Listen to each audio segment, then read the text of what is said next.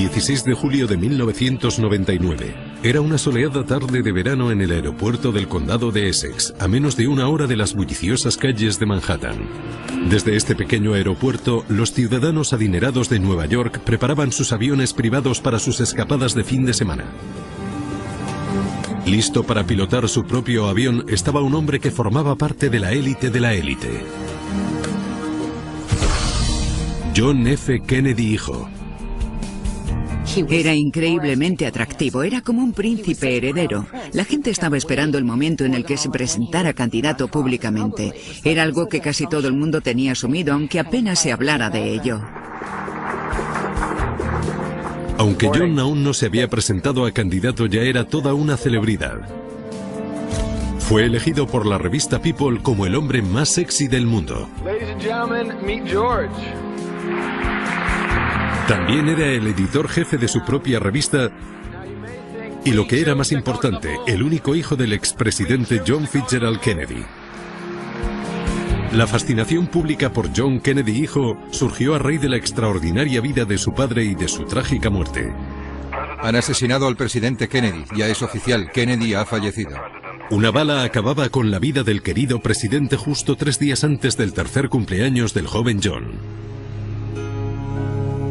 Vimos a ese adorable niño jugando debajo de la mesa en el despacho Oval. Le vimos subido a la espalda de su padre en la Casa Blanca, montando a caballito con su padre. Y también le vimos en ese trágico y triste momento en el que el pequeño, con ese abrigo por las rodillas, saludaba a su padre mientras pasaba el féretro.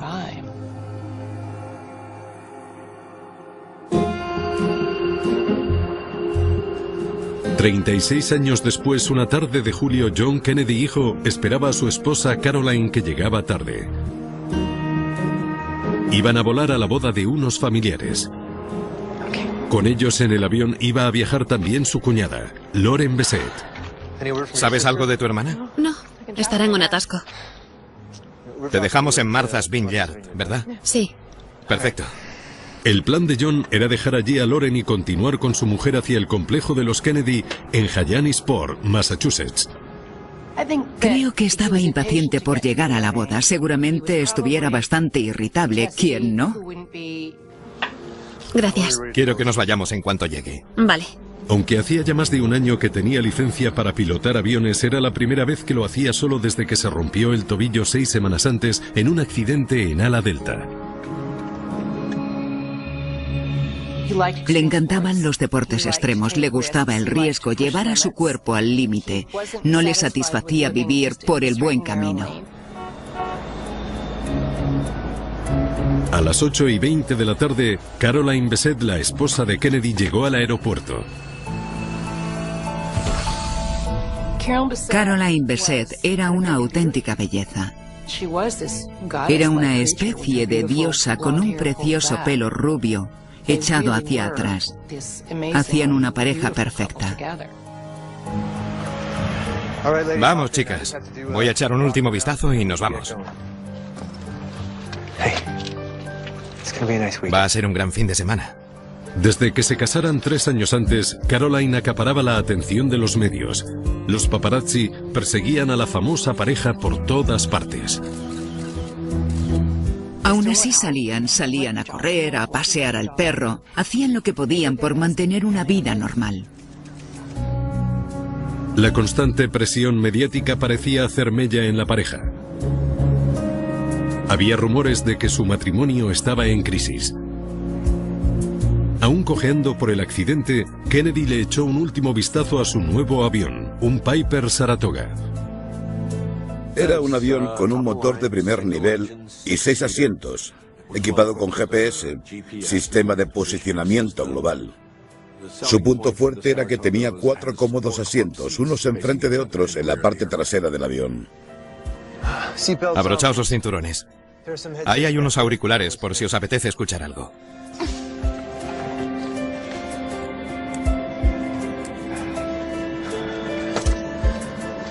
Vale. Batería encendida. Bomba de combustible encendida. Propulsor despejado. El vuelo a Martha's Vineyard debía durar unos 90 minutos. Después sería un viaje corto hasta Hyannisport. El trayecto entre el aeropuerto del condado de Essex y Martha's Vineyard le era familiar. Lo había hecho más veces. A las 8:40 de la tarde, con más de 2 horas de retraso, el avión por fin despegó. 140 kilómetros por hora.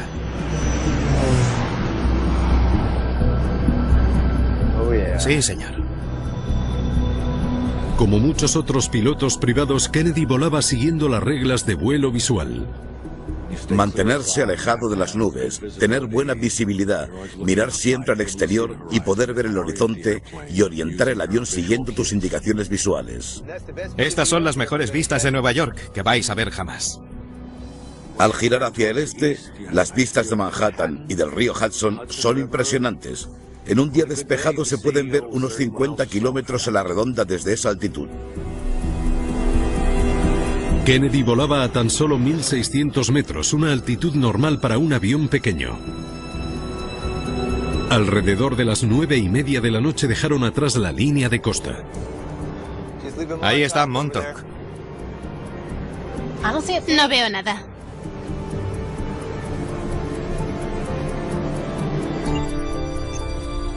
Su plan de vuelo era seguir la costa, por lo que querría pasar por encima del estrecho de Long Island y luego girar ligeramente para aterrizar en la pista del aeropuerto. Esperaba llegar a su primer destino en media hora. A las 10 hemos aterrizado, seguro.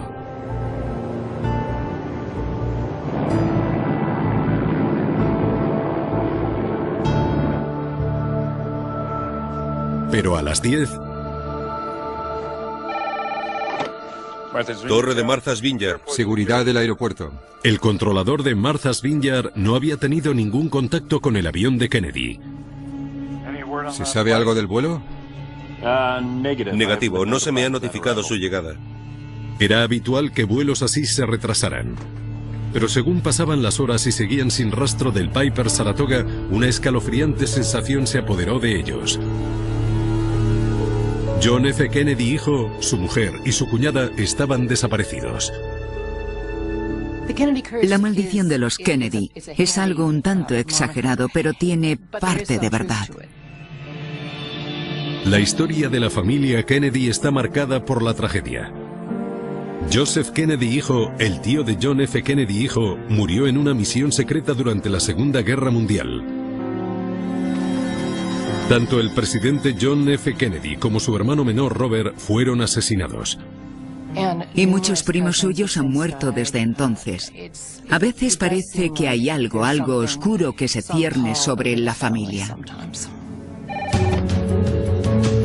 A las 3 de la madrugada, la FAA llamó a los guardacostas y ordenó una búsqueda del avión de Kennedy que ya llevaba 5 horas de retraso. El guardacostas Curtis Shamrock se unió a la búsqueda. Teníamos más esperanzas que de costumbre de encontrarles, porque sabíamos de la trágica historia de su familia. La prioridad era reducir la zona de búsqueda, pero había poco con lo que trabajar. Parece que no registró su plan de vuelo. No se sabía la ruta exacta de Kennedy.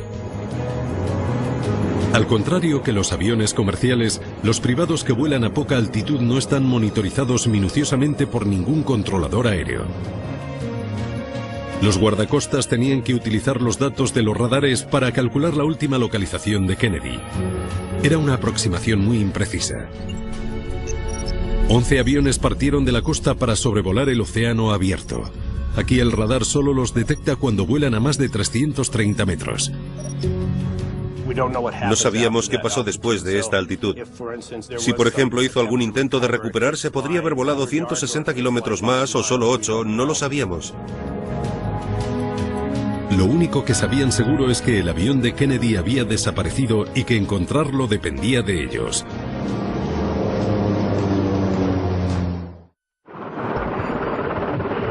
A primera hora de la mañana, los militares estadounidenses y las fuerzas del orden locales se unieron a los guardacostas en la desesperada búsqueda del avión de Kennedy. Todos sabían que si el pequeño avión se había estrellado en el agua, los supervivientes aguantarían poco en las heladas aguas del Atlántico. La magnitud de los esfuerzos por encontrar el avión fue enorme. Normalmente no ocurre igual en la mayoría de los accidentes aéreos, pero en este estaba implicado John F. Kennedy hijo. El mundo entero estaba pendiente. La noticia de que John Kennedy hijo, uno de los personajes más populares de Estados Unidos, había desaparecido conmocionó al país. El público quería respuestas. En cuanto se supo la noticia, todos los medios de comunicación se pusieron manos a la obra. Parecía que todos los medios importantes tenían furgonetas estacionadas en nuestro aparcamiento. Encontrar a los 3 supervivientes en un espacio tan amplio era una tarea titánica. Era muy difícil porque estábamos buscando algo de un tamaño muy reducido mientras volábamos a entre 30 y 90 metros de altura. La reacción del público fue impresionante. Hubo gente que cogió sus propios barcos y salió a ayudarnos a buscar. Mientras la búsqueda continuaba, Estados Unidos contenía la respiración. A la gente le fascinó esta historia. Por un lado pensaban cómo ha podido pasar y por otro era la maldición de los Kennedy. Según pasaban las horas, millones de personas en todo el mundo empezaban a temer lo peor. Que John F. Kennedy hijo desapareciera para siempre. El día después de que desapareciera el avión de Kennedy, los investigadores descubrieron algo desalentador.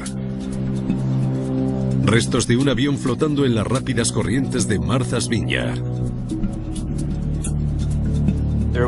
Había restos de la rueda delantera, varios almohadones y una de las maletas junto a diferentes partes del avión que quedaron totalmente irreconocibles. El destrozado avión dejaba poco espacio a la esperanza de hallar supervivientes. Todos esperábamos que el resultado fuera diferente, pero no lo fue. Mientras tanto, la Junta Nacional de Seguridad en el Transporte ya estaba investigando qué pudo fallar. ¿Cómo vais? El expiloto militar Robert Pierce era el investigador al mando. Es una tragedia nacional. La gente quiere respuestas. En términos de curiosidad y atención mediática por parte de la sociedad estadounidense, este era el trabajo más importante al que Robert Pierce se enfrentaba como investigador jefe. Veamos lo que tiene el FBI. Pierce se enfrentaba a la posibilidad de que hubiera sido un acto criminal intencionado el que hubiera derribado el avión. Vaya, vaya. Los archivos del FBI revelaron que John F. Kennedy hijo había sufrido al menos 3 amenazas de secuestro, la más reciente tan solo 4 años antes, en 1995. No le gustaba a todo el mundo. Como el que estaba a bordo era una figura política, había muchas teorías sobre un posible ataque terrorista, que hubiera una bomba en el avión o que le hubieran disparado.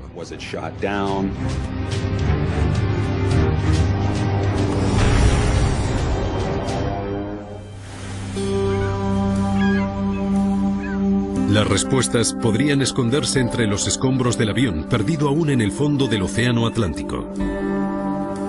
Submarinistas de la Marina rastreaban el suelo marino buscando restos del impacto. Vamos allá. Los investigadores tenían que descubrir todo lo posible de la ruta de vuelo del avión.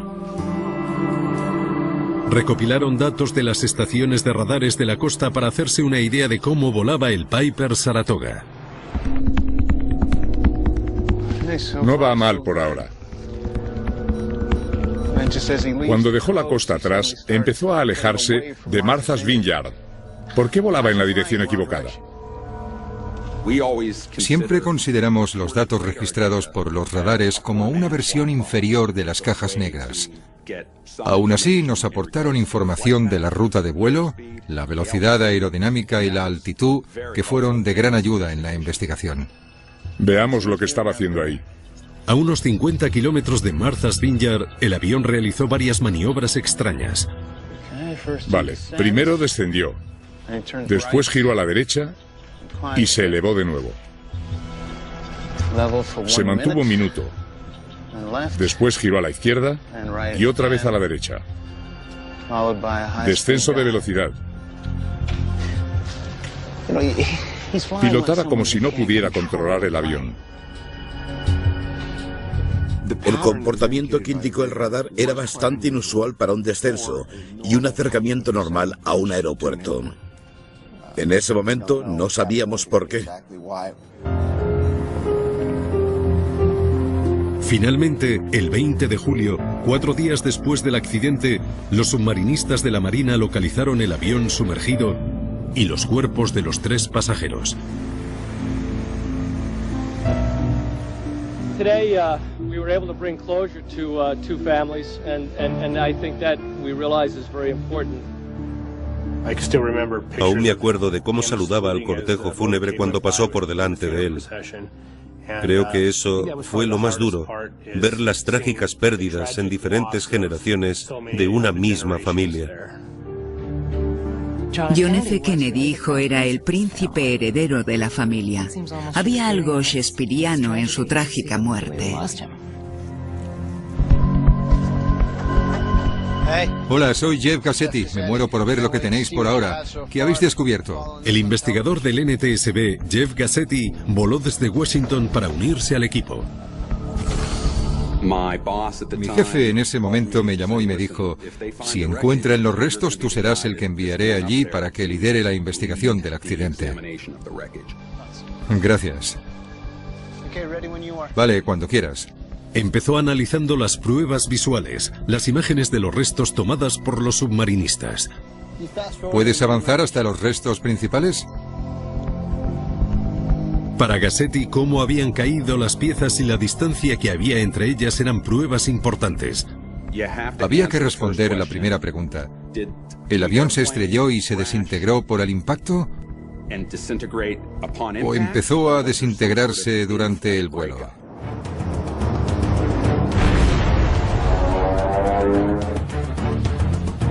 Esperaba contestar esa pregunta localizando lo que los investigadores llaman las 4 esquinas. Ala, ala, cola y morro. Localizar la cola, el morro y las 2 alas juntos es una prueba contundente de que el avión permanecía intacto al impactar contra el agua. Parece que seguía de una pieza antes de sumergirse. Las principales partes del avión se encontraron en la misma zona, a 36 metros de profundidad. Estábamos bastante seguros de que no se había desintegrado durante el vuelo. Estas son las mejores vistas en Nueva York que vais a ver jamás. Este descubrimiento ayudó a descartar la posibilidad de que hubiera una bomba en el avión. Para los investigadores, eliminar una causa potencial era un avance, pero el trabajo no había hecho más que empezar. Gassetti sabía que estaría sometido a mucha presión a cada paso que diera. La atención mediática, la multitud de medios, todas las miradas estaban puestas en nosotros. Sabía que tenía que cumplir con mi trabajo a rajatabla.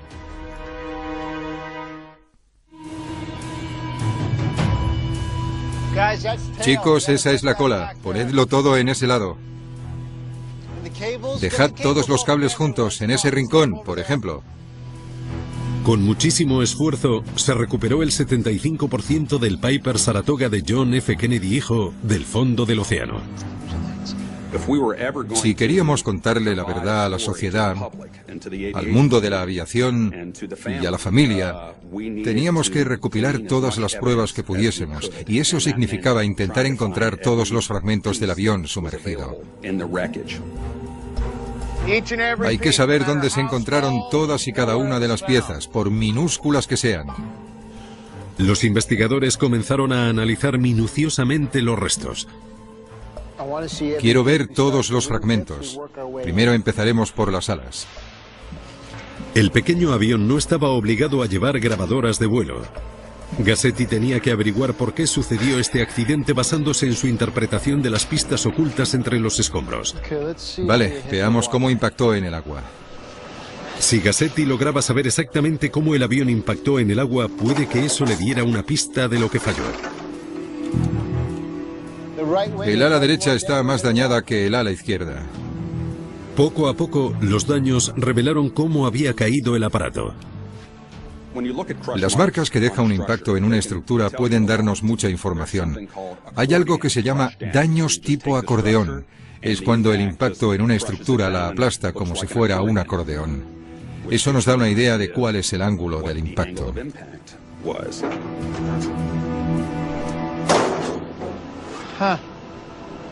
No me esperaba esto. El techo está muy dañado, pero el suelo apenas lo está.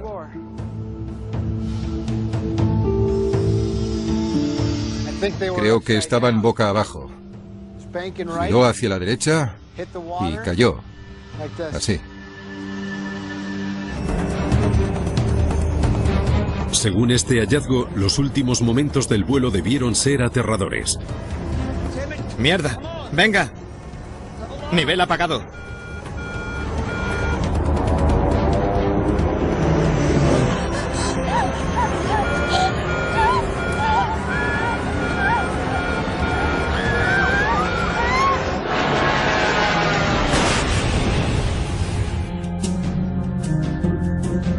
Los investigadores ya sabían cómo había impactado el avión en el agua, pero seguían sin saber por qué, y no podían quitarse la enorme presión mediática de la cabeza.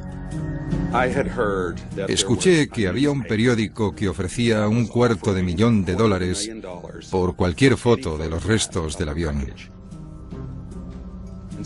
Como yo era el encargado de hacer las fotografías, tuve que asegurarme de que todas las imágenes estaban a buen recaudo y de que no se filtrara ninguna. Maldita sea, me toca dar otra rueda de prensa.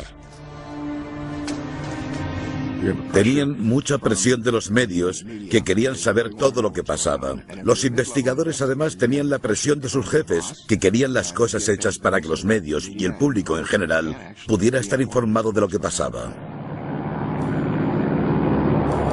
El Saratoga es un avión propulsado por un solo motor.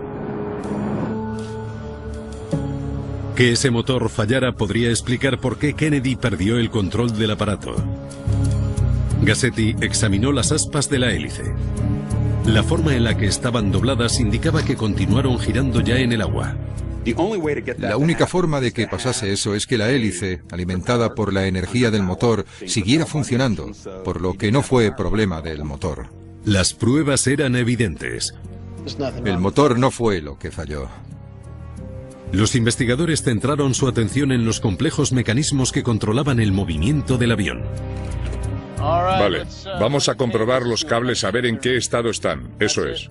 Conéctalo a la polea y al alerón. Un sistema de cables y varas conectan el panel de control con los alerones, los flaps y los timones que dirigen al avión mientras vuela. Puede que el fallo tuviera que ver con los controles de vuelo del avión y ante lo que el piloto no pudo hacer nada. Puede que fuera un problema del propio avión. Si un cable se rompe en pleno vuelo... ¿Pero qué? Podría provocar una catastrófica pérdida de control. No funciona nada. John, ¿qué pasa? Nada, nada. El mundo entero quería saber si eso era lo que había pasado sobre los cielos de la isla de Martha's Vineyard.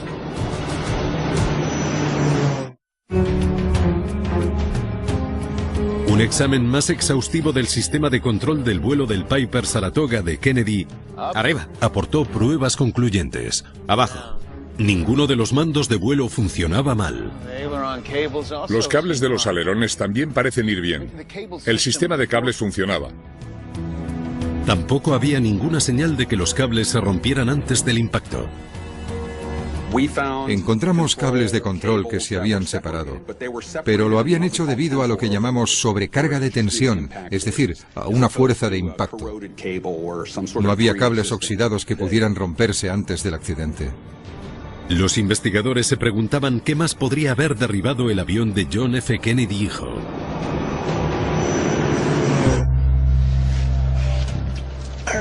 Comprobemos si el medidor de altitud fue lo que falló. Había otro fallo que podría explicar la extraña trayectoria de vuelo.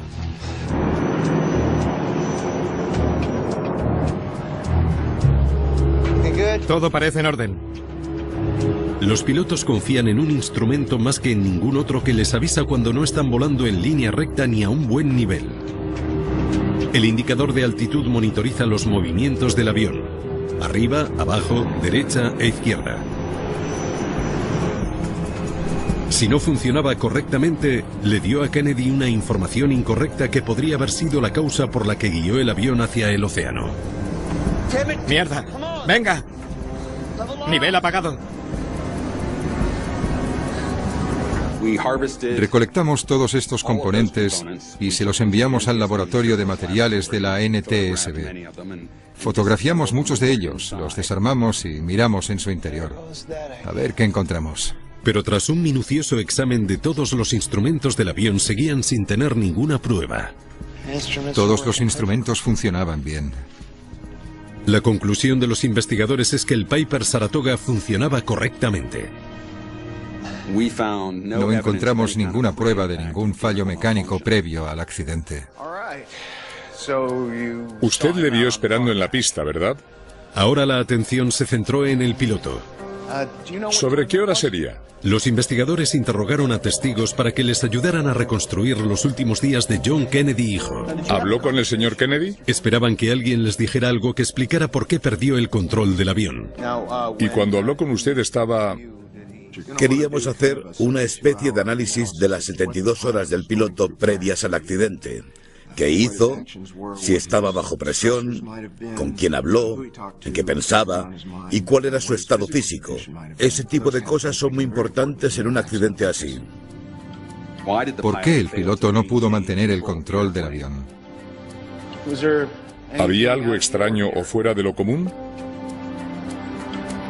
Descubrieron que se vio a Kennedy andando con muletas justo antes de despegar. Le acababan de operar del tobillo. Le quitaron la escayola que tenía justo el día anterior.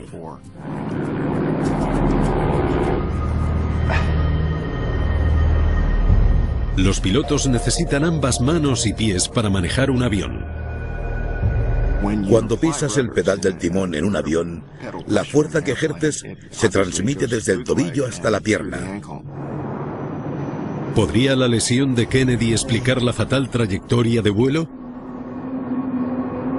Su historia médica ofreció la respuesta. Aquí tenemos la radiografía del tobillo. Aunque siguiera llevando muletas en algunas ocasiones, su historial confirmó que su tobillo estaba lo suficientemente fuerte como para pilotar un avión. Podía volar. El tobillo no tuvo por qué darle ningún tipo de problema. Otro callejón sin salida. Siguiente. La búsqueda de pruebas continuó desvelando detalles preocupantes de su inestable matrimonio y de la muchísima presión a la que estaba sometido John. Gracias por venir. Lo que quiero es hacerme una idea de su estado de ánimo. ¿Es verdad que su matrimonio pasaba por una crisis? Durante meses, la turbulenta relación de John y Caroline había sido portada de las revistas. Puede que el estrés fuera lo que distrajo a Kennedy de la exigente tarea de pilotar un avión. Después del accidente, todo el mundo habló de tal discusión o de tal otra, que si ella era muy difícil, que era muy exigente. Pero nunca se sabe si esos rumores son ciertos. Ladies and gentlemen, meet George. Tras una presentación por todo lo alto, la revista de Kennedy también pasaba por horas bajas. No, no te preocupes. Tenemos en mente un gran plan para el futuro. Sí. No, todo va a salir bien, sí. Lanzó al mercado esa revista, George, con la intención de que fuera un vehículo para acercar la política a su generación. No tienes de qué preocuparte. Es muy caro y muy difícil llevar el mando de una revista, y no parecía que por entonces fuera muy bien. El señor Kennedy llevaba una vida muy ajetreada. Seguro que tenía 1000 cosas en la cabeza esa noche. Quizá fuera eso lo que le distrajo en el aire. Como en cualquier actividad, tu estado de ánimo afecta a tu comportamiento. Para un piloto también. Puede que el piloto no fuera consciente de que la presión a la que estaba sometido podría afectar a su manera de pilotar y de que debería haber pensado en si era seguro o no volar así ese día. Saratoga 9253, preparado para el despegue en pista 22. John Kennedy hijo parecía desenvolverse bien bajo mucha presión. ¿Qué habría pasado? ¿Estaba en plenas condiciones para pilotar su propio avión a pesar de todo el estrés que soportaba?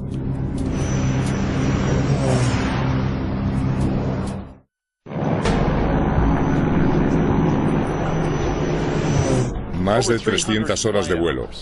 No era un novato. Tenía bastantes horas de vuelo a sus espaldas. Los investigadores revisaron los informes de entrenamiento de Kennedy para saber todo lo posible acerca de su experiencia como piloto. ¿Qué aprendió en 300 horas? Quisiera intentar varios aterrizajes ILS hoy también. Kennedy llevaba recibiendo clases prácticamente 17 años, aunque tenía poca experiencia volando él solo. ¿Empiezo a descender ya?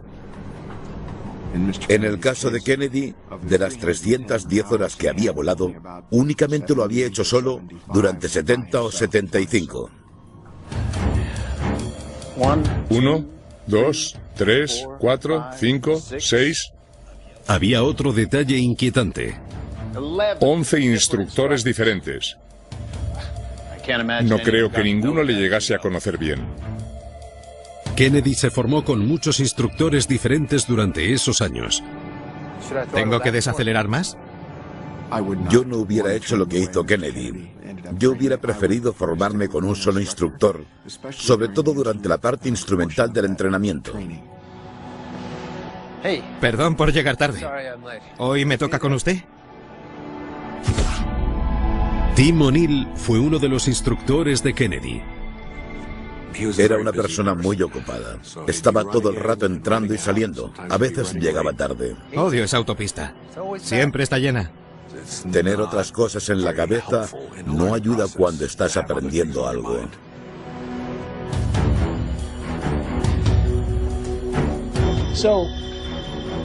He leído lo que le dijo a mi compañero. Necesito confirmar un par de cosas. Los investigadores descubrieron otra elección previa al vuelo que podría haberlo cambiado todo. ¿Se ofreció usted a hacer ese vuelo con él esa noche? Uno de sus instructores se ofreció a volar con él el día del accidente. Gracias por ofrecerte, pero quiero hacerlo solo. Sí, te lo agradezco, gracias. Posiblemente, lo más importante de todo es que decidió seguir adelante sin darse cuenta de la importancia de la presión que sufría y de sus propias limitaciones. Solo estaba cualificado para vuelos visuales. No había acabado la formación para realizar vuelos instrumentales. Los investigadores también descubrieron que Kennedy no había terminado la formación específica para volar por la noche o con condiciones meteorológicas adversas. Los vuelos instrumentales son de los más difíciles de dominar cuando te estás sacando la licencia para pilotar. Implica pilotar sin mirar fuera del avión, por lo que cuando estás entre nubes puedes mantener el control del avión. No estaba preparado para volar si no veía bien. ¿Veía o no? Necesito un informe del tiempo lo más detallado posible. En un vuelo instrumental puedes despegar y volar aunque haya nubes. Pero si sigues las reglas de un vuelo visual, no podrás ni despegar. Los registros informáticos revelaron que Kennedy miró el tiempo en Internet a las 6:34 de la tarde. Era un día despejado y con buena visibilidad. Pero las compras de última hora de Caroline y el atasco de la hora punta retrasaron su salida más de 2 horas. ¿Sabes algo de tu hermana? No, estará en un atasco. Hoy es viernes. Le dije que iba a haber atasco. A esas horas, las condiciones meteorológicas empeoraron y la niebla hacía difícil ver el horizonte. Necesito confirmar cómo se veía a menos de 2000 metros. Las entrevistas con los pilotos que volaron esa noche confirmaron que la visibilidad era especialmente mala a menos de 2000 metros de altura, la altitud a la que volaba Kennedy. No debía de ver nada. Empezó a aparecer mucha niebla. Algunas estaciones informaron de esa neblina. El tiempo está empeorando.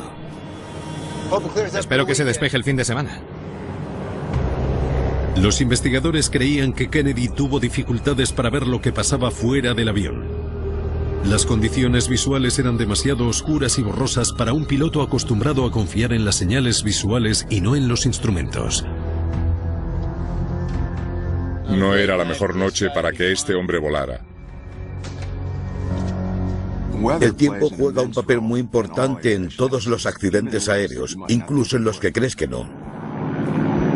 Se preguntaban si Kennedy recibía actualizaciones del tiempo durante el vuelo. 127,25.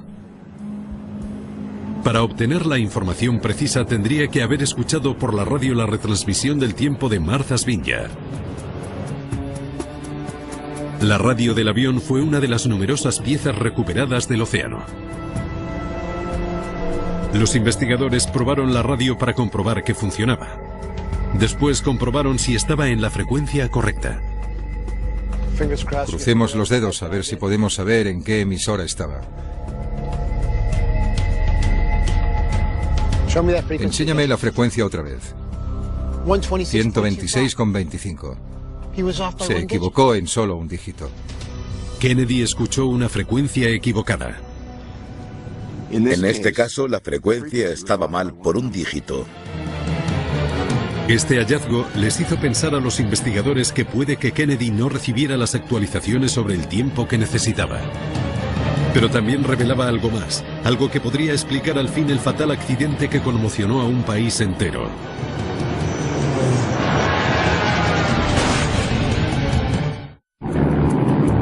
Los investigadores se centraron en una teoría que podría explicar el fatal accidente que mató a John F. Kennedy hijo, a su mujer Caroline y a su cuñada Lauren. En el punto de mira, un piloto con mucha presión encima. No te preocupes, no, ya lo tenemos. Tengo problemas en el trabajo, necesito llegar a esa boda, me duele el tobillo. Voy a ir en avión, para eso lo compré. Tengo que ir del punto A al B, por eso tengo este avión y me saqué la licencia para pilotar. Tenemos que ir. Creo que ya sé por qué las cosas empezaron a ir mal. 127,25. Su equivocación al elegir la frecuencia de radio y la niebla de esa noche permitieron a los investigadores imaginarse una hipótesis que podría explicar el trágico final. Empezó después de dejar atrás Nueva York. Con niebla, Kennedy no tenía ninguna referencia visual para saber qué era arriba y qué abajo. La visibilidad era mala y se estaba poniendo cada vez peor. Empezó a bajar. Según se iba haciendo cada vez más oscuro, estaba en una situación muy peligrosa para volar, siguiendo las reglas del vuelo visual. Cuando comenzó a sobrevolar el océano y dejó detrás de sí las luces, perdió toda referencia visual. Miró el panel de instrumentos durante unos segundos. 127,25. Recordad que la frecuencia estaba mal. Puede que intentara cambiarla. Quizá mirase si la emisora había cambiado de frecuencia o pensó que la había memorizado mal. Por ahora nada. Le pasa algo raro a la radio, pero no es importante. Mientras pasaba todo eso, era muy fácil que el avión se desviase hacia una dirección u otra. Si estás boca abajo durante un periodo prolongado de tiempo, tu oído interno te puede hacer sentir que estás boca arriba y desorientarte muy fácilmente. ¿Pero qué? ¿Qué? No puede ser. Cuando miró el panel, los instrumentos le decían una cosa y sus sentidos otra. ¿Pero qué?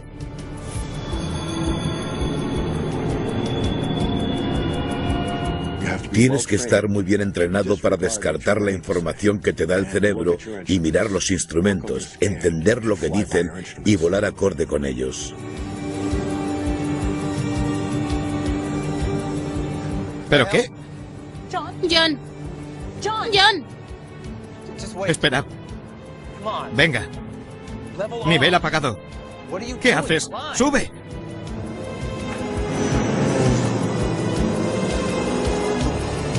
Cuando se desorientó, Kennedy no tenía la suficiente experiencia como para confiar en lo que mostraban los instrumentos sin tener en cuenta lo que le decían sus sentidos.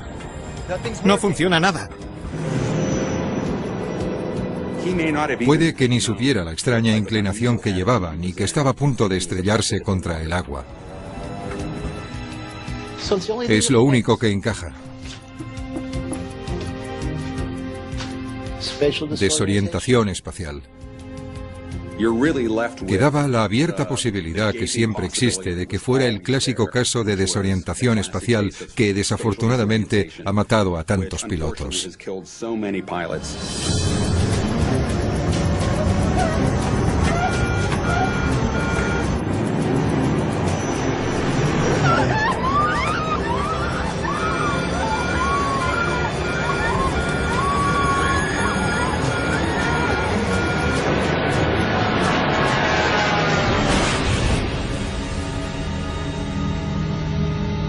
Los investigadores concluyeron que la extraña trayectoria de vuelo de Kennedy era el resultado de sus confusos esfuerzos de nivelar el avión. Es una trayectoria muy desafortunada. Una desorientación de manual.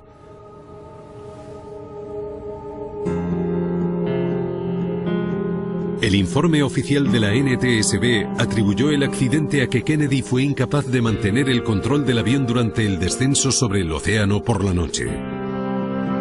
El revuelo mediático de este accidente volvió a hacer hincapié en los peligros de la desorientación espacial, sobre todo para los pilotos con poca experiencia en vuelos instrumentales. Yo siempre les digo a mis alumnos que tienen que estar preparados para comprarse un billete de avión. Muchas veces mis alumnos han dejado su avión donde estaba, me han llamado y yo he ido, y se lo he traído. Siempre hay que tener un plan B, y un billete de avión es el mejor plan B. El público no quiso aceptar que el fallo había sido del piloto o de la arrogancia del piloto, que en este caso viene a ser lo mismo.